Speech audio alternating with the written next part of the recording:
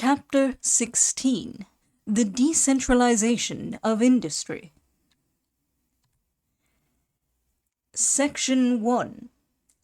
After the Napoleonic Wars, Britain all but succeeded in ruining the main industries which had sprung up in France at the end of the preceding century. She became also mistress of the seas and had no rivals of importance. She took in the situation and knew how to turn its privileges and advantages to account.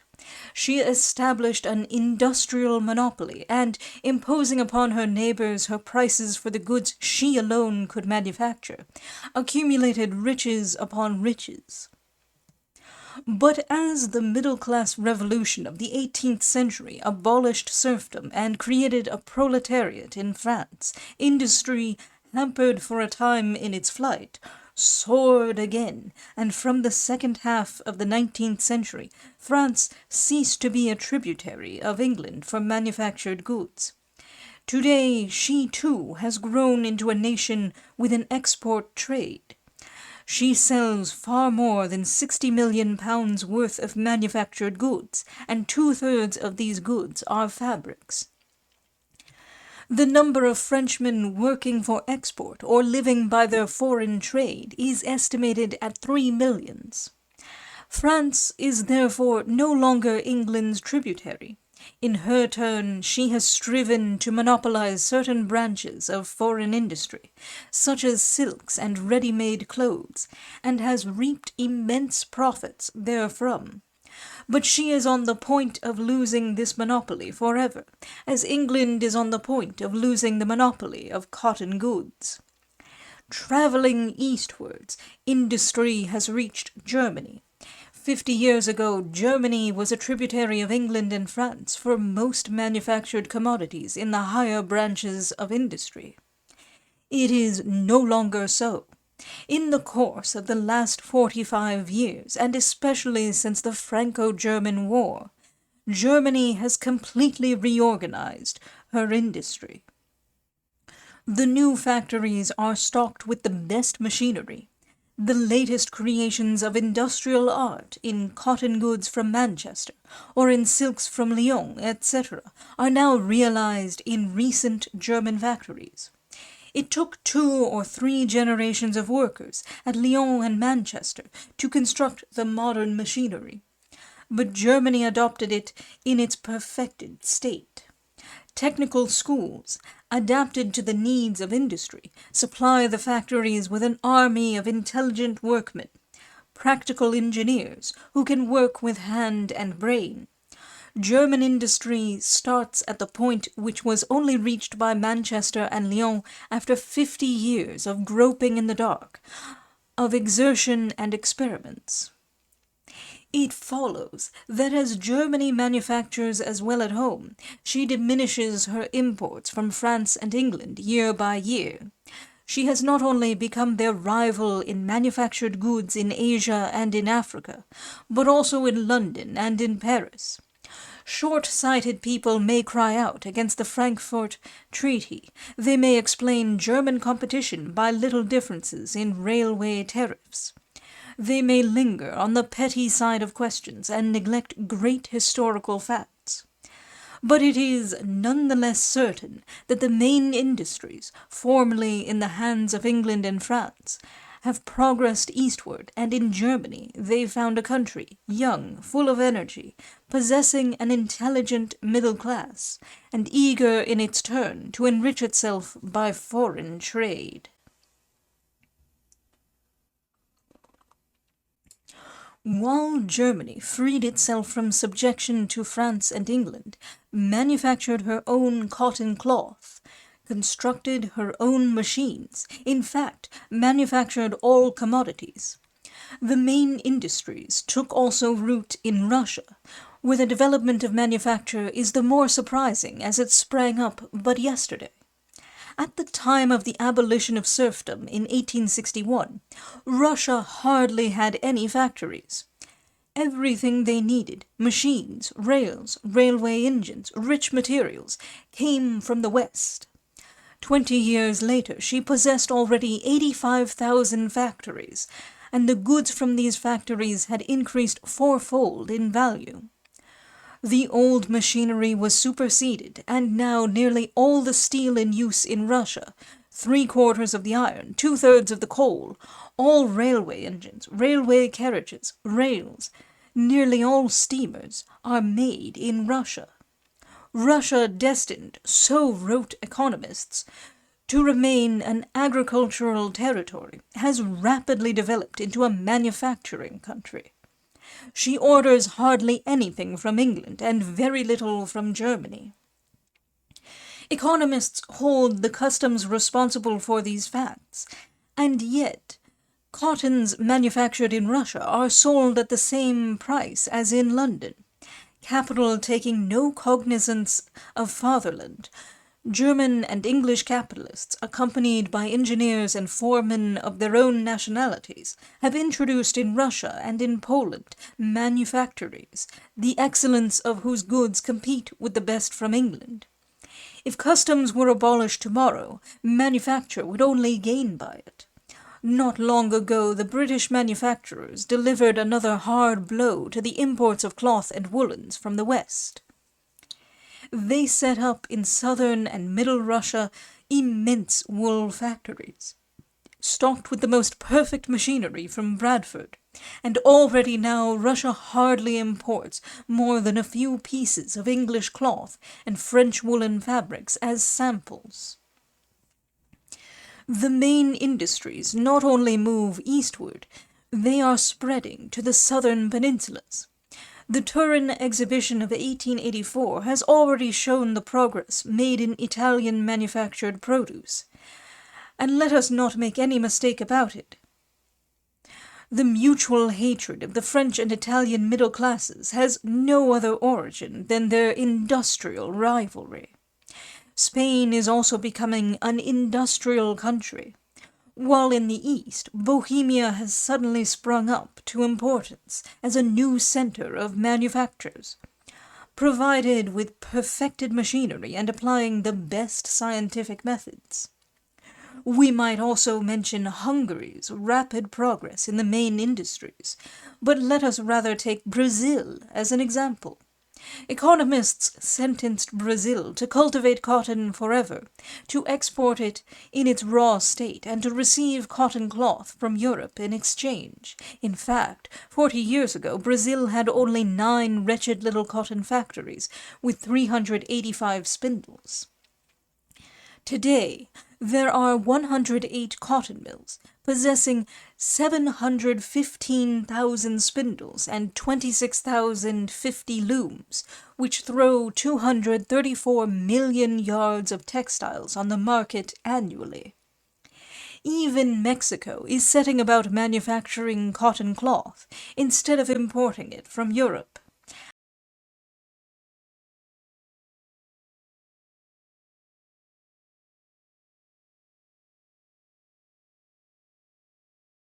As to the United States, they have quite freed themselves from European tutelage and have triumphantly developed their manufacturing powers.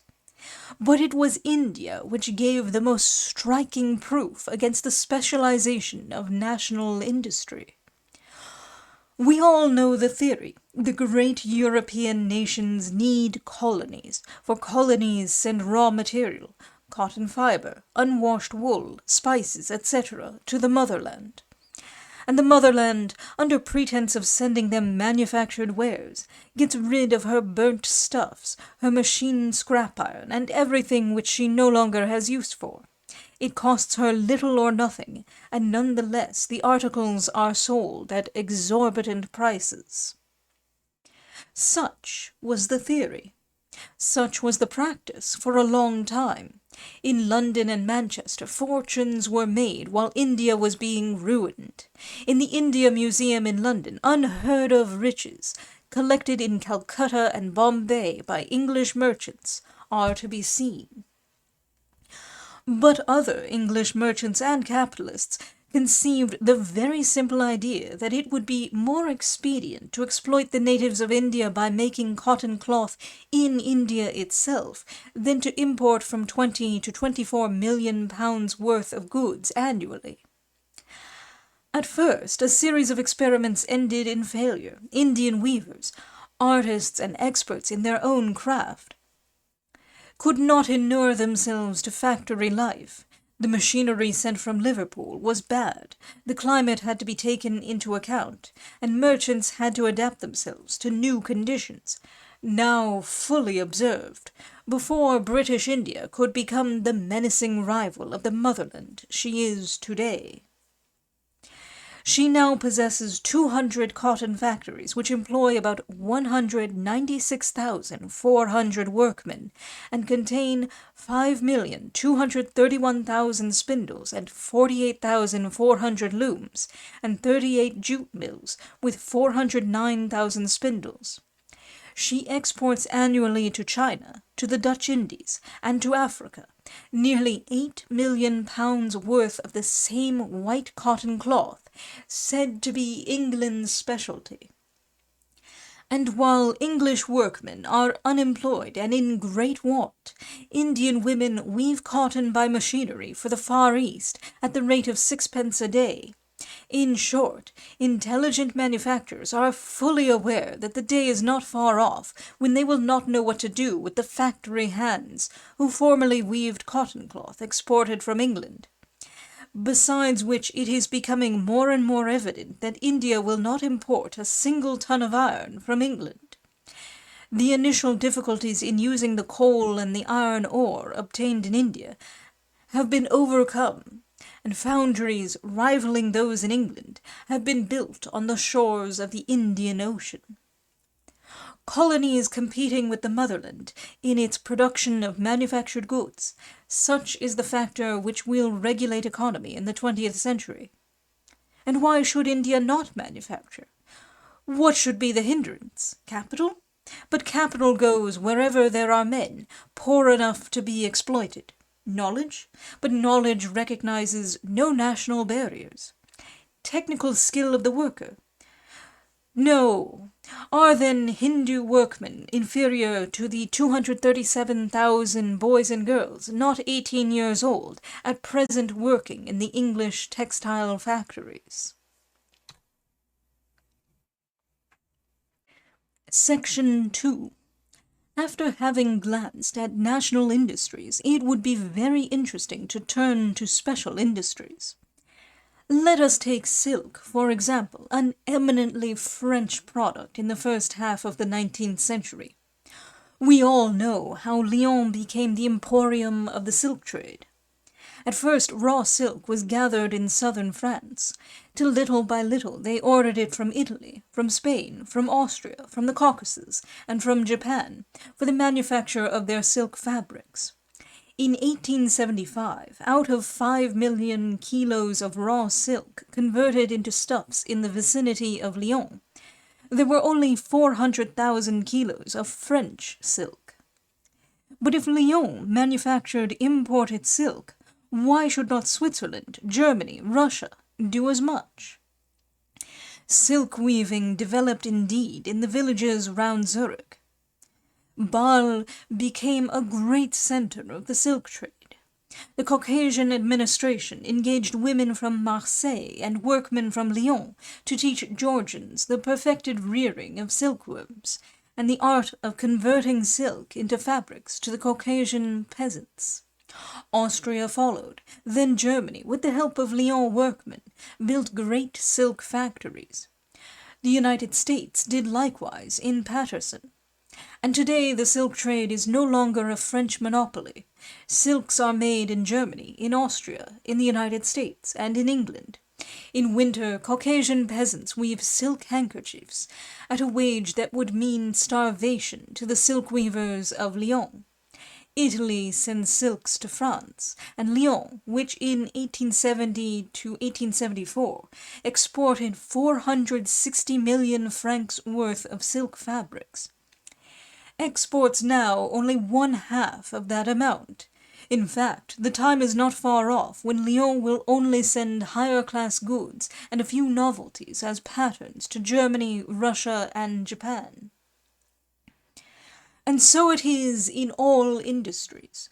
Belgium has no longer the cloth monopoly. Cloth is made in Germany, in Russia, in Austria, in the United States. Switzerland and the French Jura have no longer a clockwork monopoly. Watches are made everywhere. Scotland no longer refines sugar for Russia. Russian sugar is imported into England. Italy, although neither possessing coal nor iron, makes its own ironclads and engines for her steamers. Chemical industry is no longer an English monopoly. Sulfuric acid and soda are made even in the Urals. Steam engines, made at Winterthur, have acquired everywhere a wide reputation, and at the present moment Switzerland, that has neither coal nor iron, nothing but excellent technical schools, makes machinery better and cheaper than England. So ends the theory of exchange. The tendency of trade, as for all else, is toward decentralization.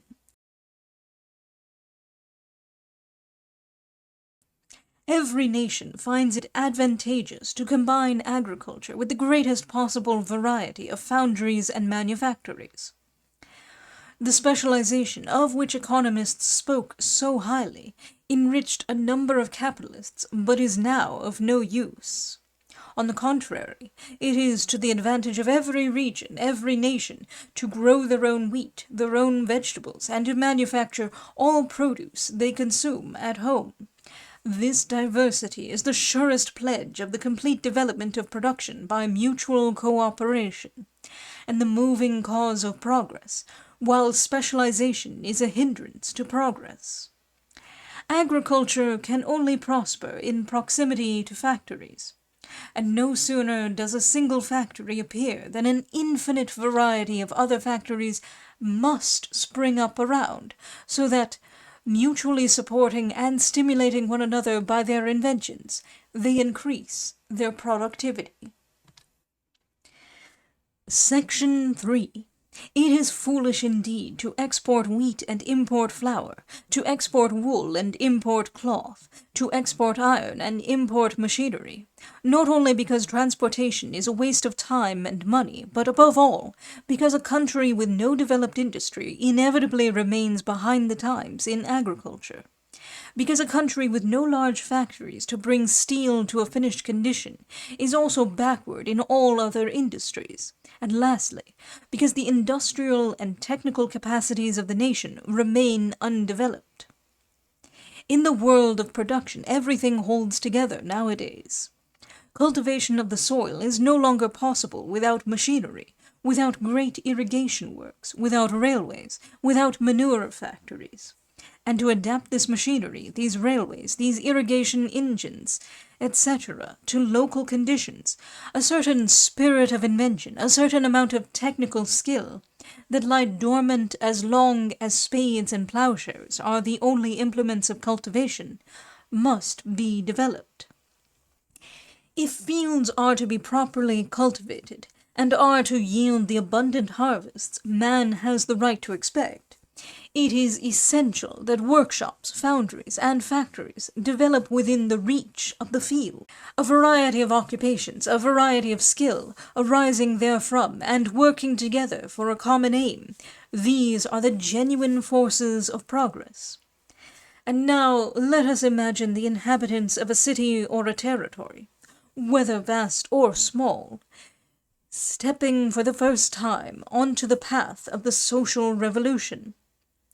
We are sometimes told that nothing will have changed, that the mines, the factories, etc., will be expropriated and proclaimed national or communal property, that every man will go back to his usual work, and that the revolution will then be accomplished.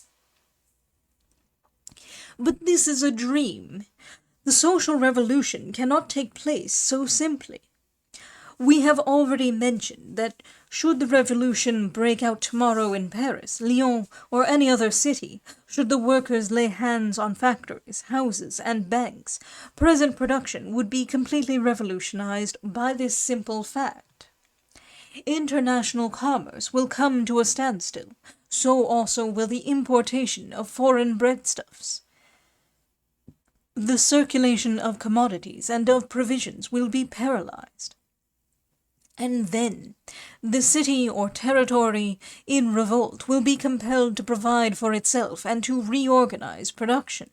If it fails to do so, it is death. If it succeeds, it will revolutionize the economic life of the country. The quantity of imported provisions having decreased, consumption having increased, 1 million Parisians working for exportation purposes having been thrown out of work, a great number of things imported today from distant or neighboring countries not reaching their destination, fancy trade being temporarily at a standstill. What will the inhabitants have to eat 6 months after the revolution? We think that when the stores are empty, the masses will seek to obtain their food from the land. They will be compelled to cultivate the soil, to combine agricultural production with industrial production in Paris and its environs. They will have to abandon the merely ornamental trades and consider the most urgent need: bread. Citizens will be obliged to become agriculturists. Not in the same manner as peasants who wear themselves out, ploughing for a wage that barely provides them with sufficient food for the year, but by following the principles of market gardeners' intensive agriculture, applied on a large scale by means of the best machinery that man has invented or can invent. They will till the land, not, however, like the country beast of burden a Paris jeweler would object to that. They will reorganize cultivation, not in 10 years' time, but at once, during the revolutionary struggles, from fear of being worsted by the enemy. Agriculture will have to be carried on by intelligent beings, availing themselves of their knowledge, organizing themselves in joyous gangs for pleasant work, like the men who, 100 years ago, worked in the Champ de Mars for the Feast of the Federation, a work of delight when not carried to excess, when scientifically organized, when man invents and improves his tools and is conscious of being a useful member of the community.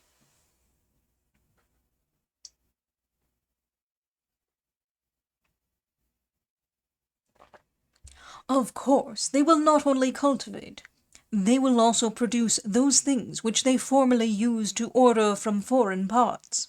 And let us not forget that for the inhabitants of a revolted territory, foreign parts may include all districts that have not joined in the revolutionary movement. During the revolutions of 1793 and 1871, Paris was made to feel that foreign parts meant even the country district at her very gates. The speculator in grains at Troyes starved the sans-culottes of Paris more effectually than the German armies brought on French soil by the Versailles conspirators. The revolted city will be compelled to do without foreigners, and why not? France invented beetroot sugar when sugar-cane ran short during the Continental blockade. Parisians discovered saltpeter in their cellars when they no longer received any from abroad.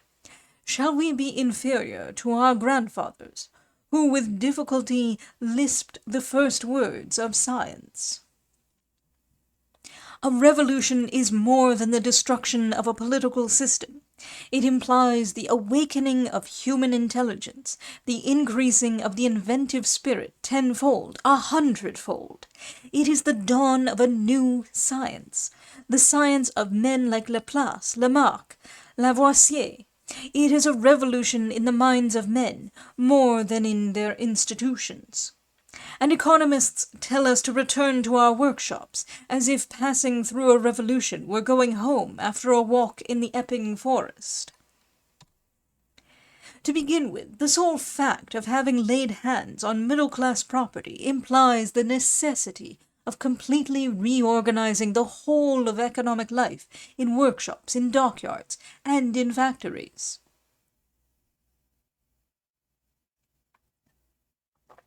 And the revolution will not fail to act in this direction. Could Paris, during the social revolution, be cut off from the world for a year or two by the supporters of middle-class rule, its millions of intellects not yet depressed by factory life, that city of little trades which stimulate the spirit of invention, will show the world what man's brain can accomplish without asking any help from without, but the motor force of the sun that gives light, the power of the wind that sweeps away impurities, and the silent life forces at work in the earth we tread on. We shall see then what a variety of trades, mutually cooperating on a spot of the globe and animated by the social revolution, can do to feed, clothe, house, and supply with all manner of luxuries millions of intelligent men. We need write no fiction to prove this. What we are sure of, what has already been experimented upon, and recognized as practical, would suffice to carry it into effect. If the attempt were fertilized, vivified by the daring inspiration of the revolution and the spontaneous impulse of the masses.